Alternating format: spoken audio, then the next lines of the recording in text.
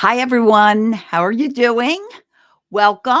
Hope you've had a great week. I don't know if it's snowy near you, warm near you. It's pretty snowy around here outside of Baltimore. And I hope wherever you are safe and you're having a great time. So, welcome to my Tuesday broadcast. Thank you to everyone that's joining. We're talking about tantrums, right? Super fun. Tantrums are super fun, if you want to call them that, or at least they're pretty entertaining.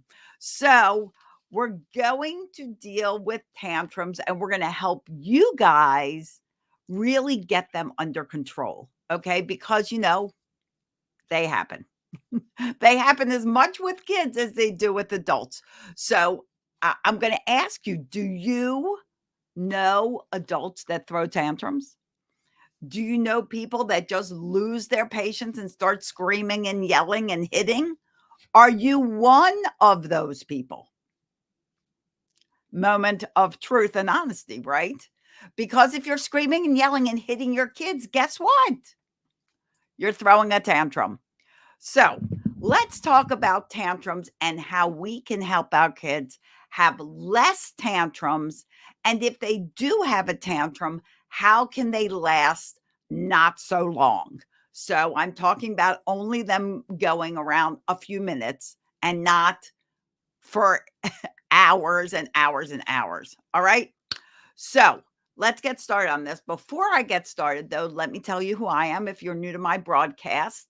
My name is Celia Kibler, and I am a family and relationship empowerment coach.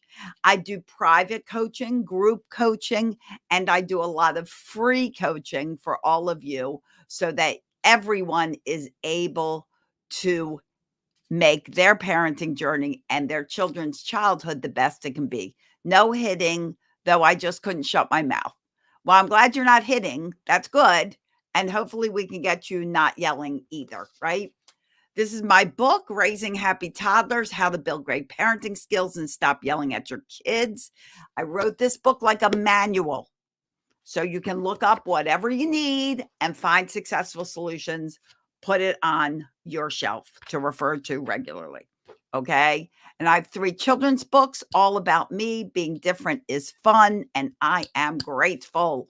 So important to be grateful. You can get all my books at celiasbooks.com. You can stop yelling at quityelling.com. Okay. So let's talk about tantrums. Let's get real for a minute.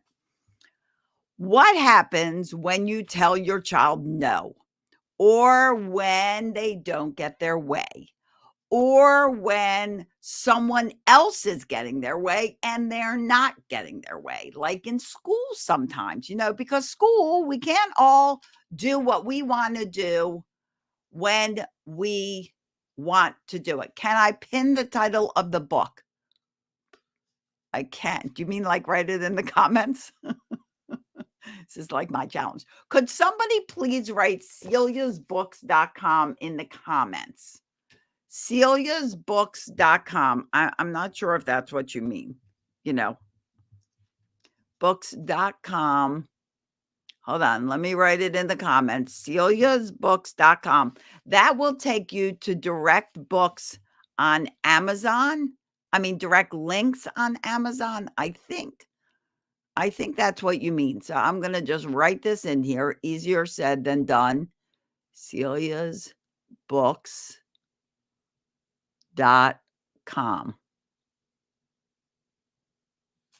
Okay. So I did that. So hopefully that helps. Okay, guys. All right. So let's get started on tantrums. So the first thing I want to tell you, excuse me, while I just get tissue. The first thing I want to tell you is why tantrums happen. We're always blaming tantrum. Well, they're 2, they're 3. They're going through this stage. They're going through another stage. They're going through a phase of the stage and they have a tantrum. Well, that's basically correct, except that when we're little and we have our little underdeveloped brains and they don't fully develop till we're 25 years old, we are born with lots of emotion. This is key. We are not born, thank you for sharing that. We are not born with how to regulate emotions. You have to regulate emotions. You have to teach your child how to regulate an emotion, what to do with it when it appears. So, if we're being told no and we're exploding into a tantrum, that is actually our subconscious mind spitting out a reaction, because built into those little brains is no emotional intelligence. We get mad, our subconscious mind screams, yells, bites, hits, throws, it does some kind of reaction to things not going our way. It is our job as parents to teach our children what to do when things aren't going their way, because welcome to life when things don't go your way. Yes or yes, right? I mean, we're all older. We've all experienced life. We've all experienced that it doesn't always go the way you want it to go. And it is our job to help our children recognize that they need to learn this too. It is impossible to always keep your child happy, to always help them to be happy, to always give in. And in fact, if you are doing that, you are doing your child a disservice. They need to learn that things don't always turn out the way they planned. And that's okay. It's okay to make mistakes. It's okay to fail. It's all okay that things don't always turn out our way, because that's how we learn. That's how we become successful, by making mistakes, little failures along the way. That's what leads to success. It's not the opposite of success. So if you're thinking, oh, this is going to be so helpful, share this out to somebody else and help them. Pay it forward to a friend. Share this out. Okay, so your child's having a tantrum. The biggest reason they have a tantrum, as I explained, is because it is a subconscious reaction to being disappointed. They don't know how to handle that. The only reason tantrums continue, this is key, write this down, get a pen, write this down. The only reason tantrums continue through life is because they work. In other words, you gave in. They threw a tantrum and you gave into it. They said, I want cookies. And it's 5:30 at night and you're putting dinner on the table and you say, honey, you can't have cookies. Dinner's on the table. And they throw a tantrum. And you're like, okay. Well, you know what? Just eat 2 bites and then you can have a cookie. No, you said no cookies, no cookies. Okay? You're doing something and they want a toy that their sibling is playing with. And they're like, I want it. And they're screaming and they're yelling. You're like, well, if you just calm down, then I'll let you have it. No, because that's also teaching them, well, all I have to do is have a tantrum. Then I get to calm down. Then I get my way. Sometimes you don't get it. Sometimes you just don't get what you want. Isn't that a Rolling Stone song? You can't always get what you want. But if you try sometime, you can get what you need. That's the rest of that verse in that Rolling Stone song. But it's very true. Most of the time, things will work out the way you planned. But a lot of times it doesn't. And if you teach your child that they always get their way, they're always happy, then when things don't work out for them, they will pitch a fit. And if you're like, well, that was really ridiculous that so-and-so didn't do this, or this didn't happen in school, I can't believe that didn't happen. Instead of helping your child realize, okay, well, sometimes things don't work out. So let's think about that. Let's plan. Let's look at what happened and see how we can fix it. How can we come to the result we want to come to? How can we do that? If we examine it with our child and we talk about it and we help them realize that there's other ways of getting things we want, or sometimes we go on to something different. If Joey is playing with this red truck and you really want the red truck, what can we do? We can put on timers and you can have it for a few minutes. Joey can have it for a few minutes. You can trade back. Or maybe play with the green car while he's playing with the red truck. You have to teach your child how to deal with things that aren't going their way.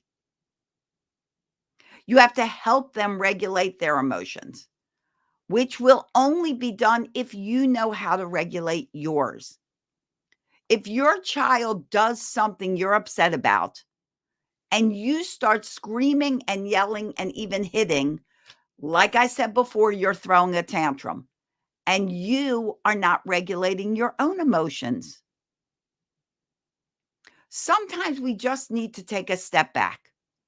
Sometimes we need to say to our child, let's just sit down, calm down, let's breathe, let's smell the flower, blow out the candles, smell the flower, blow out the candles. You do that 4 times, you will be calming down. You will calm yourself down. You will calm your child down. And you will now have taught them a way to regulate their emotion. Maybe they can just go, oh, I'm so mad. But instead of screaming, they can clench their fists. And if you clench your fists, you feel your body get really tight. And if you go away, mad, you instantly release all that tension. It is a great way to simulate the mad and the release. Try it. Oh, I'm so upset. I'm so upset.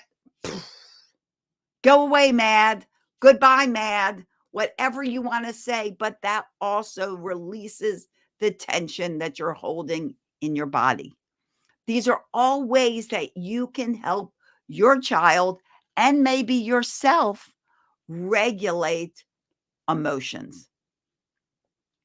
If your child's upset about something or they're throwing a tantrum and you're giving in, you are merely teaching them that every time they don't get their way, they can throw a tantrum and they will get their way. Instead, let that tantrum run its course. When they're throwing a tantrum, let it go. Walk away or sit next to them while they're throwing a tantrum. Not if they're hitting you or kicking you. Don't allow that. Or maybe sit in the hallway where they can see you and let the tantrum just run its course. If you talk into the tantrum, if you're like, honey, you really need to calm down. You really need to calm down. Calm down. You ever have someone tell you to calm down when when you don't want to be calm? It doesn't work, right? It doesn't work for your child either. And if you're talking into a tantrum, you are escalating the tantrum because they're in tantrum mode. Their brain is like focused in all this tantrum, anger, and all this. I'm trying to think of a word which you can't think of. If you're talking into it, you're making it worse. It's sensory overload. What do you do when the other parent is a tantrum thrower too? So that's a really good question. If you can't get on the same page with the other parent and you live together, you have to try to talk about it, try to explain what is going on, have them watch this video so they can understand that them screaming and yelling is only teaching your child to scream and yell. Everything you do, good or not so good, you give your child permission to do. So if you are screaming and yelling, guess what you're teaching them? To also scream and yell. And sometimes you can't do anything, so it's a matter of just taking care of yourself and controlling your own emotions. being in control of you. If you can't control the other parent, focus on you. Because the reality is, we're always only in control of ourselves. We can't control anyone else. We can't control our child. We can't control another parent. We can't control what happens in the school situation or at the market or anything like that. You can only control you and how you react to it. But what's great is if you are staying calm, chances are you're going to help the other people in the situation also stay calm. Calm breeds calm, just like anger breeds anger. So remember that you are role modeling behavior to your child or to someone else. If you're at work and someone's losing their temper and they're screaming and they're yelling and you're being calm, they're going to wind up calming down or they're going to walk away because they'll get frustrated. Cheers. Have some water. Don't forget to hydrate, hydrate, hydrate. It's very good for you. Good for your children too. Which brings me to triggers. Triggers are hunger, thirst, overwhelm, and sleep. If you don't get a good night of sleep, you're irritable. If you don't eat, you're irritable. If you don't drink and hydrate, your brain's the first to dehydrate because it's full of water. You will get irritable. If you're overwhelmed with a situation, you will get irritable. Also applies to your children. So be proactive when you're making plans and you're taking your child out to do stuff that they have been fed, they have gotten a good night's sleep, and so have you. Don't neglect you. You'll get irritable too. And if you're irritable, if you're moody, what results? You got it, a tantrum. So be proactive on your day. Make sure meals are being met. If you have to get out into the car and do something and your child just woke up and they haven't eaten, plan ahead and grab something that they can eat on the way because they will get cranky. And if we're cranky, we throw fits. Yes or yes, yes, yes, we do. So in order to keep our calm, we have to make sure that we are feeling calmer. Laughter is a great, you know how I always say at the end, laughter is the best medicine. When you're laughing, things are calm. Find the funny in your day. Find the funny in yourself. Find the funny in your kids. Find the funny in other situations. Things are funny. So laugh. Laughter's a great game changer. You can also distract someone who's having a tantrum. If your child's having a tantrum, you can just let them have a tantrum, turn on some music, start dancing. Don't invite them over. They will hear the music and they will be like, whoa, they're having more fun. I'm throwing a tantrum. They will switch that switch off in their brain and they will come over and dance. And tantrum resolved without having to give in or fight about it. And I've told you guys before, if you follow me, blow up 6 balloons, underinflate them, keep them in a bag in your closet. And if there's a tantrum, throw them out. Don't invite your child to play. But when kids start seeing balloons, they'll switch off that switch. And sometimes a tantrum goes longer and longer. And parents will often ask, can I hug my child? Absolutely. Love and compassion doesn't spoil a child. What spoils a child is giving in to their every whim. That is what spoils a child. So if you are giving, if they want something and you say no and they throw a tantrum, you give in. And then they want to do something else and they throw a tantrum and you give in. Or say you need to do something, you're afraid they're going to throw a tantrum, so you don't do it.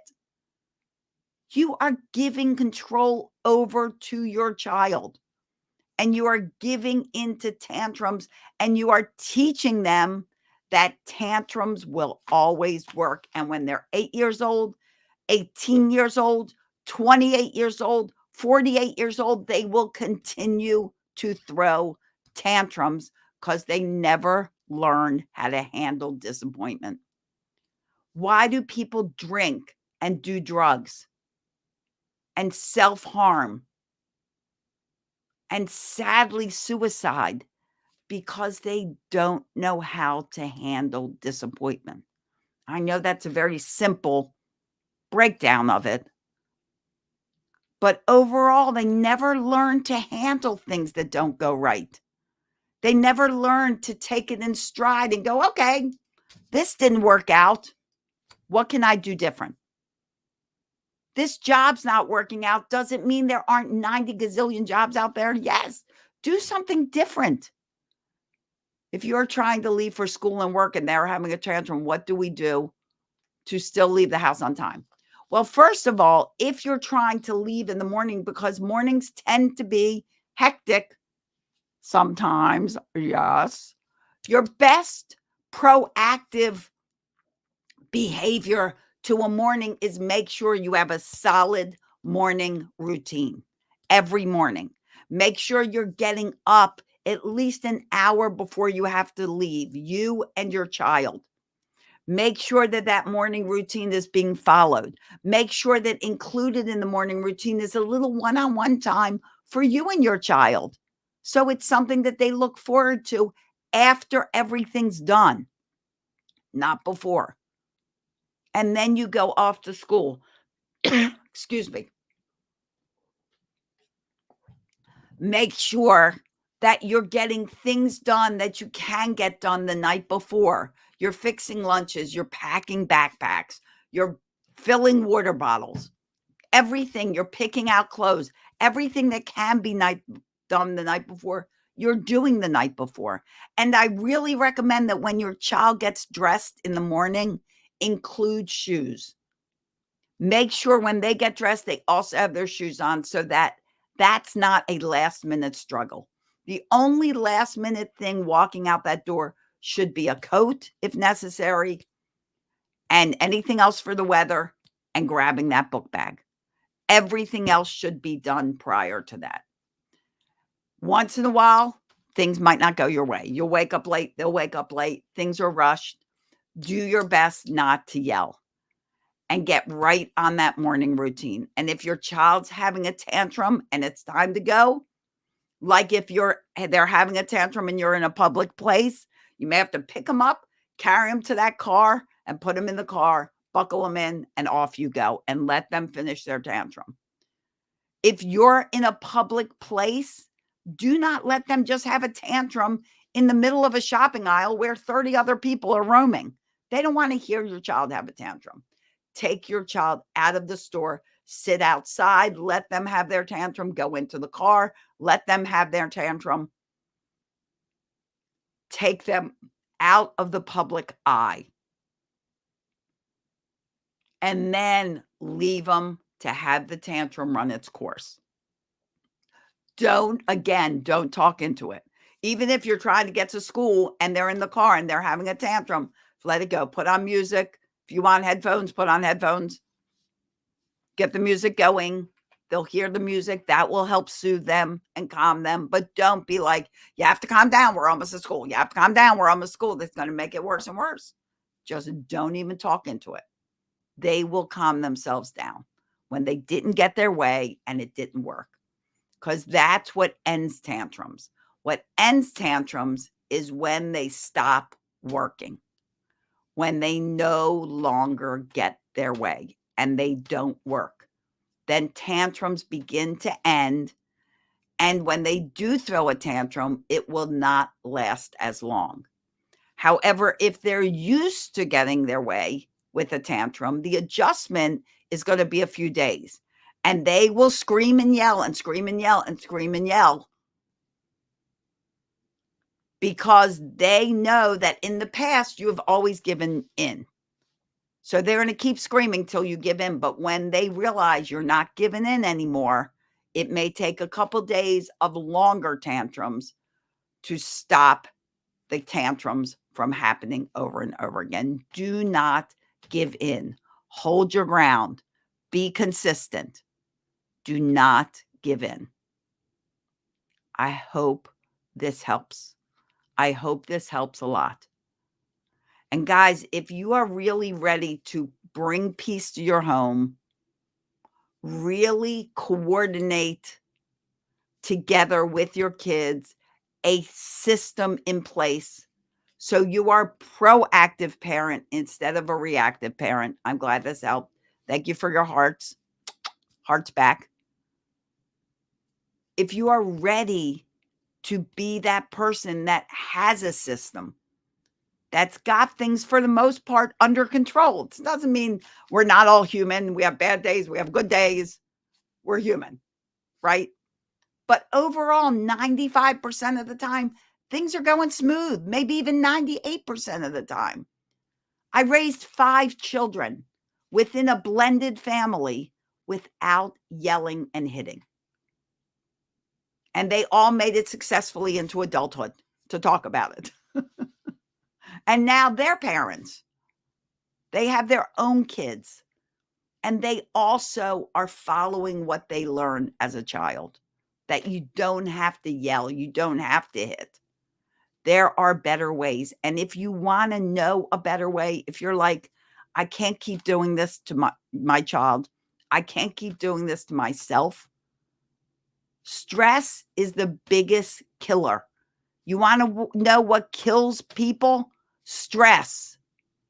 Can't wait to see the replay. Oh, good. Definitely should connect in a week or two. I'm doing better, but good. Good. Oh, you're moving. Yay. Good luck with moving. But guys, stress, number one killer.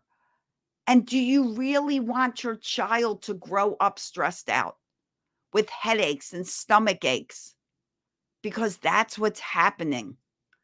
Tantrums are stressful. Yes, we all deserve the best. Absolutely. We've all only have one life. And what you do with your children as a child is how they're going to be as a grown-up. We are raising adults, not children. They're already children. It's our job to raise a compassionate, kind, loving, self-regulated grown-up. We have to do it. We have to, because there is so much anger and rage in society. So much. School shootings, abuse to children, beatings. We support a school in Uganda with the Day of Calm Foundation, and the International Day of Calm is coming up April 5th. And we're all about soothing the anger and rage in society and the world. Wars, all about anger and rage. They're really big tantrums. We've got to do something, and it takes each of us to do it. I'm sad to say that the school that we're trying to build in Uganda, that I hope you guys would even give $1 to help do, a little 6-year-old student in that school in Uganda was just murdered by a crazy man in their community. These kids aren't safe unless they're in this school. 6 years old, brutally murdered. That's why we're so passionate about building a safe school for these kids and ending the anger and rage of the world by hitting the human core of each person. If you're interested in helping us achieve this, go to dayofcalm.org. Dayofcalm.org. Let's end all this yelling. Let's end all this anger and rage. Let's keep our kids safe so that they grow up to be calm, compassionate adults that are not filled with anger and rage, that don't have to recover from their childhoods. Wouldn't that be nice? Do you know that therapy, coaching, counseling is a multi-billion-dollar industry? There's a lot of people out there recovering from their childhoods. I can do this every morning. I can. I'm telling you guys, you've got to be proactive. And if you're not sure how to do it, I can't go public every morning because I have clients, but you can certainly work with me. Because what you do now, if you work with me for 6 months, you know what? My students, my clients graduate. They don't work with me for years and years and years. They learn what to do, they put it into action, and they make their family a more cooperative, loving, compassionate, calm, fun place to grow up for all of you. Don't repeat the cycles from generation to generation of dysfunction and abuse. Decide it stops with me, please. Our kids are worth it. You're worth it. God knows this world is worth it. All this ugliness in the world, can you imagine if these people that start wars, that murder children, that shoot each other, what kind of parents did they have? And what if they had intentional parents? Parents that really worked to provide them respect, to really instill limits and boundaries and consequences because we need them, that encouraged their kids to cooperate and listen through motivation, through recognizing the good our kids do and not always focusing on the not so good. This is what's going to change the world. This, not taking away guns, not all of that stuff, not that we don't need more gun control, but that's not what's going to do it. It's the person behind the gun. It's the brain behind the gun. It's the anger and rage behind the gun. And we're not going to be able to change that anger and rage unless we do it right here, right now, with our own kids in our own home. It does take communities. It does take a village. But it starts with one person, because did you know that if you help your child learn to regulate their emotions, and you learn to regulate your emotions, and you have a system for parenting your child that does include encouragement, limits, boundaries, consequences, calm, respectful communication, love, compassion, fun. If you have a parenting system that includes all of that, do you know that you just don't affect the next generation? You affect 7 generations to come. That's how we change the world. And that's the only way that is going to change the anger and rage that lies in so many adults today. Please help me help all of you. Join the Day of Calm Foundation.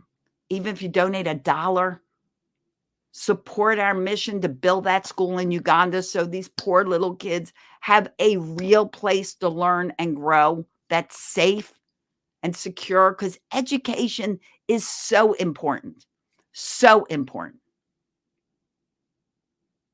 And let's learn how to be a better parent. It starts there at the human core. When that baby is born, we are born completely innocent.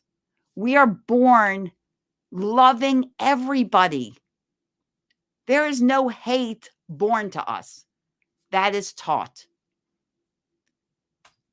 We are born compassionate humans. What is taught is the ugliness. April 5th. April 5th is the International Day of Calm. And there will be an International Day of Calm Summit running the 5th, 6th, and 7th. Information on it will be posted soon as we get all the speakers in line. There'll be about 3 to 4 speakers a day talking about calm in all aspects of your life. Financial calm, emotional calm, parenting, career, all kinds of things. Because in order to be a calm person, everything that's going in your life that's causing you stress and chaos needs to be structured so that you're relaxed about it and not stressing out on a daily basis about it. It is up to us. It's up to each of us, because that's the only person we have control over is us.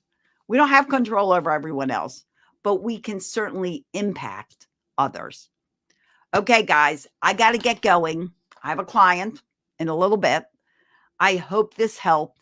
If you have any questions, reach out to me. If you'd like to work with me, reach out to me. Send me a message. We'll set up a free phone call and talk about it. In the meantime, I'd love you to check out thedayofcalm.org. We're updating the website to go to for the next summit coming in April 5th. But there's plenty of information there for you to find out about it. And as always, guys, I thank you so much for taking time out of your busy schedule, spending it here with me. I really do treasure it, and I really do appreciate it. Thank you, Rita. Thank you. You have a blessed day, too. I'm so glad you joined me. Thank you. Who's on Facebook? I think it's Nick. Thank you, Nick. And to all of you, I wish you days filled with peace, love, tons of laughter. Really is the best medicine. Stuff is funny. Be funny. Laugh a lot. And I'll see you here next time, Tuesday morning, 10:30 Eastern Time, here on YouTube, Instagram, Facebook, LinkedIn, wherever you're watching. I'm here. And I'm all around the web. Reach out if you need me. And thank you for joining. Bye-bye, everyone.